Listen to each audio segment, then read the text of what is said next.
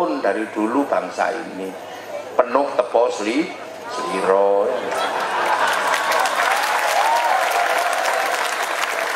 Lah tepo sliro, kita ini tepo sliro campur kebu ya ndak apa-apa, tepo sliro jeruk kebu Kiai Slamet, kita Kiai Haji sama. Wong Honda aja bisa tepo sliro kok. Loh iya, Yamaha itu tepo sliro sama Honda, ndak ada masalah. Mio dipanggil Hondamu apa? Mio, ndak apa-apa. Jadi di sini itu sudah terbiasa, itu bareng-bareng, namanya aja barangnya beda, namanya sama. Iya, loh iya, Honda apa Yamaha tidak perlu pasang spanduk, itu kan kami bukan Honda, kami Yamaha. Enggak. Loh enggak, itu uang Indonesia dari dulu begitu. Yamaha, Mio itu bikinnya susah, dipanggil Honda yo tepo sliro, nggak masalah. Wong ini Indonesia.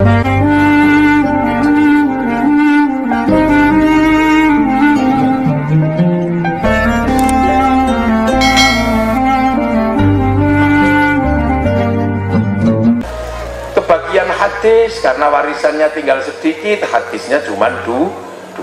Kalau Kiai Hasyim Asy'ari masih kebagian kutubus sittah, hafal Sahih Bukhari, Sahih Muslim, Sunan Abu Dawud, Nasai, Tirmidzi, Ibnu Majah, sampai Jogja nameng karek loro. Sing siji kebagian kullu bid'atin dhalalah, sing siji kebagian innamal a'malu binniyat. Maka yang kullu bid'atin dhalalah sama innamal a'malu binniyat sering nyari ribut. Wong dum-dumane mek loro. Iki bid'ah apa jare niate? Ngono ta. Ini cara-cara ini muridnya ulama. Makanya kita ini dikasih nama Nahdlatul Ulama. Mudah-mudahan pengecer-pengecer ini nanti punya keturunan kelas grosir. Syukur-syukur ATPM termasuk agen tunggal pemegang merek. Ini ya insyaallah. Nah itu makanya ya namanya kelasnya kelas muridnya ulama. Lah ulama itu kalau sampai Jogja namanya kiai. Jadi tidak usah ribut ya, karena kita ini hidup di Indonesia. Islam sampai ke sini melewati Persia, melewati India, melewati Campa, melewati Aceh, sampai akhirnya teng tanah Jawa. Begitu para ulama warasatul anbiya sampai sini, ya posisinya juga susah. Ini disebut ulama, orang sini tidak paham, akhirnya menggunakan bahasa sini nggak apa-apa. Ulama dicampur kiai, maka kiai sebutan ulama campur. Ada kiai mereknya Kebo, Kiai Slamet. Ada nama tombak Kiai Pleret, ada Kiai Semar, baru ada Kiai Haji. Nggak usah ribet, wong NU itu biasa. Celuk kiai ora apa-apa, ning Kiai Haji punya murid-murid ya sudah, mestinya tilmidun muridun, tapi di sini dipanggil santri, ndak apa-apa. Punya musola diceluk langgan, punya Gusti Allah celuk pangeran, punya nabi celuk kanjeng. Nah sudah biasa sini bareng-bareng saling mengisi, jadi tidak usah terus ini lah, biasa aja. Di sini itu barangnya bisa macam-macam, namanya satu, isinya bisa macam-macam, namanya satu. Rukun dari dulu bangsa ini, penuh tepo sliro.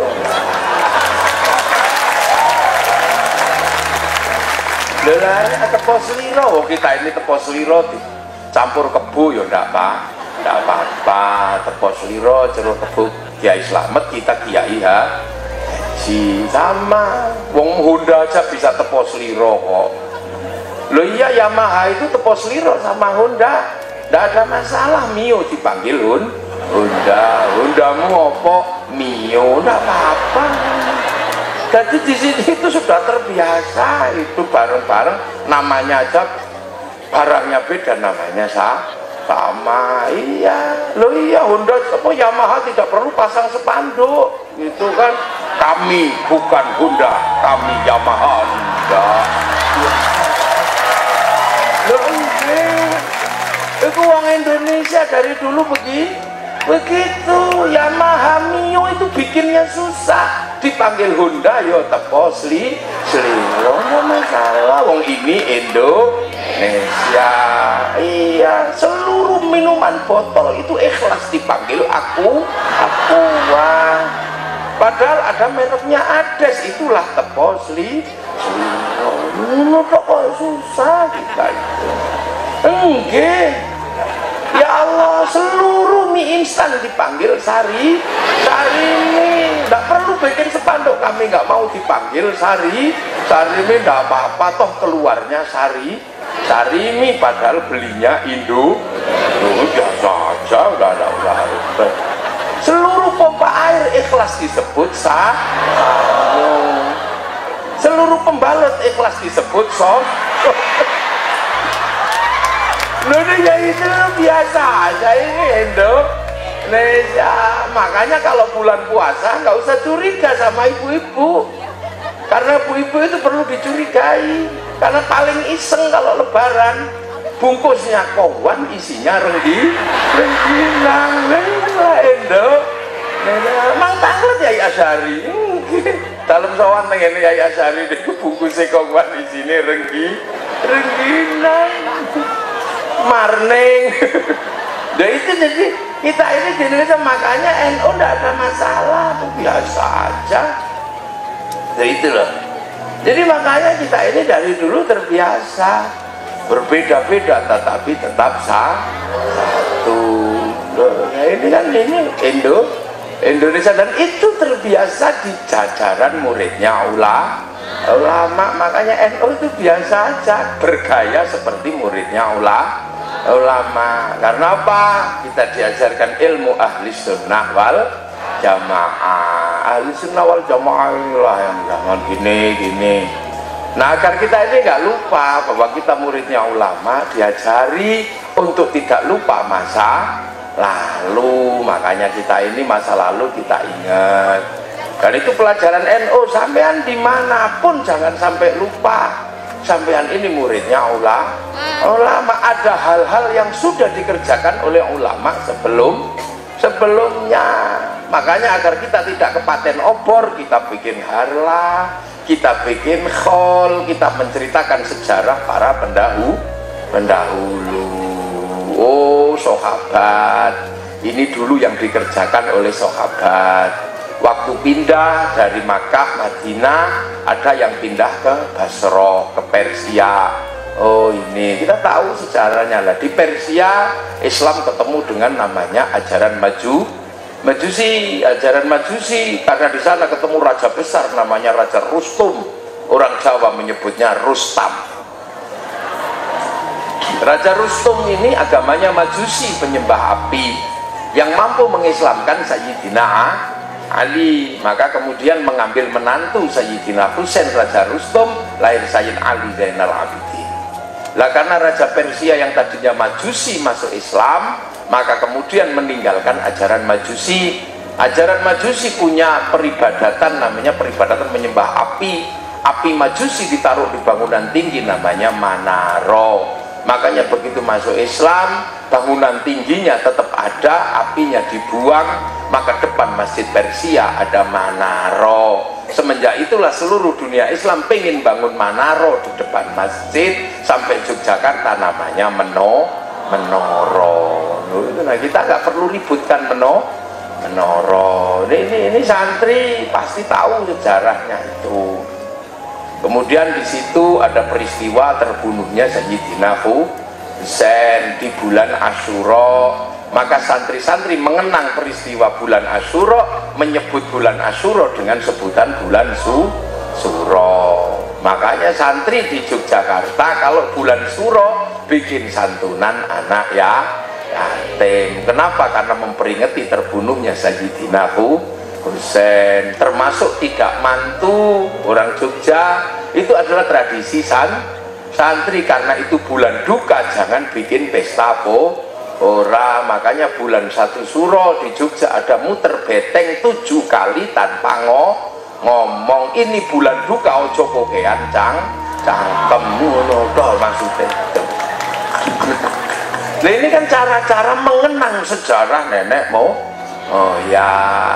Makanya bulan Suro di Solo keliling beteng ngikuti kebu Kiai Slamet.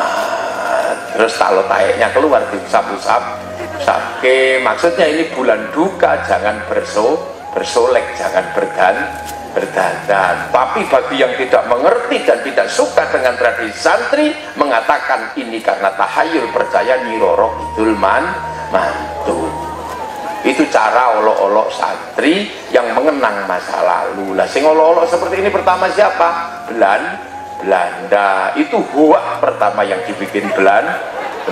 Lah banyak yang percaya dengan huak itu. Makanya santri kadang dituduh ini. Jadi kalau penjenengan 1 Suro keliling beteng di keraton itu maknailah bahwa ini adalah bulan duka, bulan Asyura, maka jangan kokean lambe. Kemudian Islam geser lagi, datang pertama kali dari sini geser, turunnya di Jogja. Jadi Jogja ini kau yang memulai, jangan sampai kau yang mengakhiri. Kenapa? Ya karena yang masuk ke sini dulu namanya Sayyid Jamaluddin Al-Husaini Al-Kabir, ila Jawa menyebutnya Syekh Jumadil Kubro, naik ke Gunung Merapi. Kenapa? Karena orang sini takut Merapi yang bledas-bledos itu, karena 1006 pralaya ini runtuh. Nah Syekh Jumadil Kubro naik ke situ untuk meredakan gunung, sebab gunung itu takut sama Quran. Lau anzalna hadzal qur'ana ala jabalin la ra'aitahu khashi'an mutasaddian min khasyatillah. Itu dibaca. Kalau gunung sudah mulai gini ini dibaca. Ya itu dibaca.